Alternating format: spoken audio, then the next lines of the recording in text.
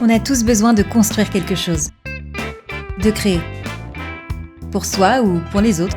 Peut-être que vous rêvez d'une grande maison, d'un labrador ou de gagner au loto. Et vous avez bien raison.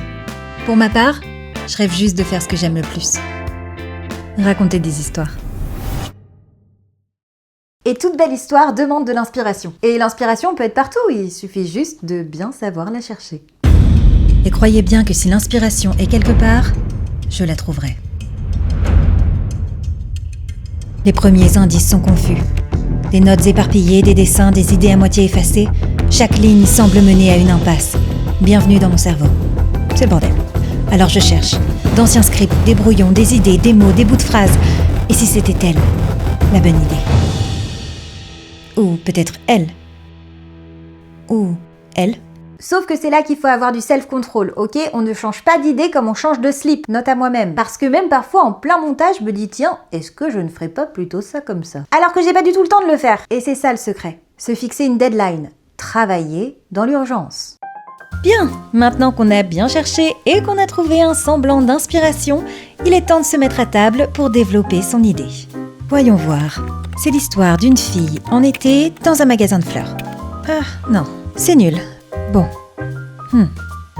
C'est l'histoire d'une fille en hiver sur un canapé et elle lit un livre de dev perso. Non, un livre drôle. Non, un classique. Ouais, c'est pas mal ça. C'est tout moi ça. La plupart du temps, je sais pas ce que je veux, donc je réécris. Alors je réfléchis. Je remets ma vie en question et je réfléchis encore. J'efface, je recommence, j'efface, je recommence, jusqu'à ce que j'obtienne une version satisfaisante. Et spoiler, je réécris même au montage. Oui, parce qu'on croit toujours qu'on tient une idée brillante jusqu'à ce qu'on relise notre document 1 heure plus tard en se demandant si on n'a pas pensé, écrit, dessiné ou monté ce truc sous Xanax. Puis vient le moment de la création. Et à moins de s'appeler Spielberg, le rendu final n'est jamais vraiment comme on l'imagine dans nos têtes. Et le processus de création est rarement un long fleuve tranquille. Comme la vie, finalement. Non. Eh oui, on peut se planter. Et généralement, c'est là que les gens s'arrêtent. Bim, pile au moment de passer à l'action pour réaliser leurs idées. Parce qu'on a peur de faire des erreurs. Et moi, par exemple, dans mes vidéos, je fais énormément d'erreurs. Parfois, je règle mal le filtre, ou l'ISO, ou la lumière.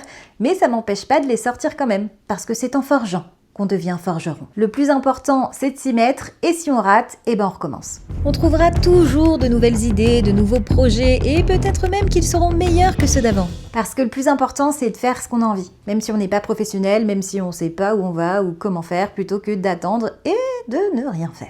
Et de se lancer des défis à chaque fois. Par exemple, pour moi, c'est de mieux régler ma caméra, mieux régler mon filtre, mieux régler mon ISO, mieux régler mon micro, tourner avec des gens, tourner en extérieur, enfin bref. Tout ça pour devenir meilleur. Alors faites des choses même si à première vue vous ne savez pas les faire ou que vous avez peur. Vous apprendrez sur le chemin. Mais il faut pas attendre d'être prêt parce qu'on n'est jamais prêt et on n'aura jamais les réponses à tout. Ok, pourquoi je cherche et je trouverai jamais alors? C'est pas vrai ça. D'ailleurs, cette chaîne est toute neuve, donc si vous voulez la soutenir, vous pouvez vous abonner, liker et commenter cette vidéo si vous êtes créatif ou si vous aimez juste mon univers. Et quant à moi, je vous dis rendez-vous dans 2 semaines pour la prochaine vidéo. Salut!